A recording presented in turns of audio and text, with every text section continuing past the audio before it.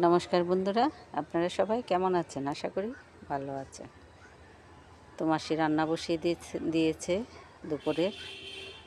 তো মাসি রান্নাটা বসালেই আমারও কাজের একটা আসে যে মাসি চলে গেছে রান্নাঘরে, আমারও যেতে হবে। তো সবগুলো কাজ এগিয়ে দেয়, বাটা কুটা ধোয়া, তারপরে নিজে যাই।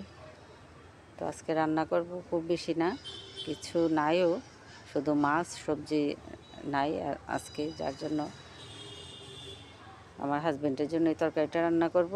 একটু ডাঁটা কুমড়া এগুলি দিয়ে আর আলু সিদ্ধ করে টমেটো দিয়ে আর একটা তরকারি হবে। আর আমার কি করেন?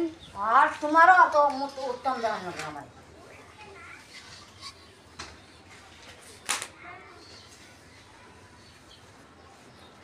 এদিকে আমারে রান্নায় কিছুটা সাহায্য করে, তারপরে ঘর গুছাতে আসছে, ঘর ঝাড়ু দেওয়া, সব কিছু গুছিয়ে ফেলবে আমি রান্নাঘরে থাকতে থাকতেই।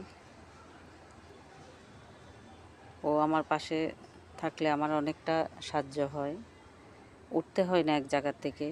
দেখা যায় রান্নাঘর থেকে রান্না করি, ও সব এগিয়ে দেয়, আবার তরকারি নিয়ে যাওয়া, একটা কিছু নিয়ে আসা, সবগুলোই আগে আগে করে ফেলে। আর মূলত গ্রামের কাজগুলি বেশি পারে, বাসায় আসলে একটু সমস্যা হয়। বাসায় তো একটু জায়গা, এত সূক্ষ্ম কাজ সে করতে পারে না। বাড়ির কাজের জন্য ও ঠিক আছে।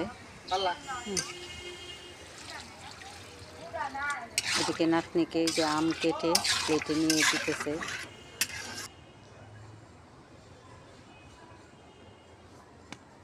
আর বাড়িতে থাকতে থাকতে এখন দেখা যায় বাসায় 1 সপ্তাহ 10 দিনের জন্য যদি আসে, আরও উল্টাপাল্টা লাগায় কাজে।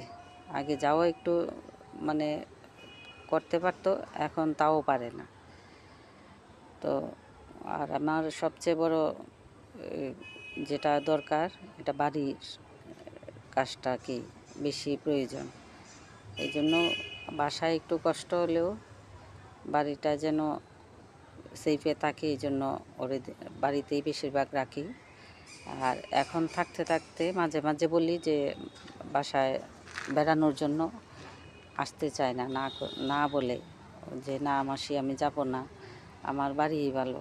এটার কারণ বাড়িতে খোলামেলা থাকতে অভ্যাস হয়ে গেছে, এখন আর বাড়ি থেকে সে যেতে চায় না।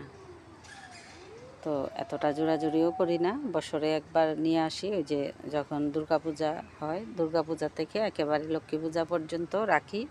কারণ লক্ষ্মী পূজাটা ঘরে করি, আমার সাথে থাকে, আর পূজাটার সময় রাখি, যে বাড়িতে একা একা কী করবে, গ্রামের বাড়িতে তো কিছুই নাই।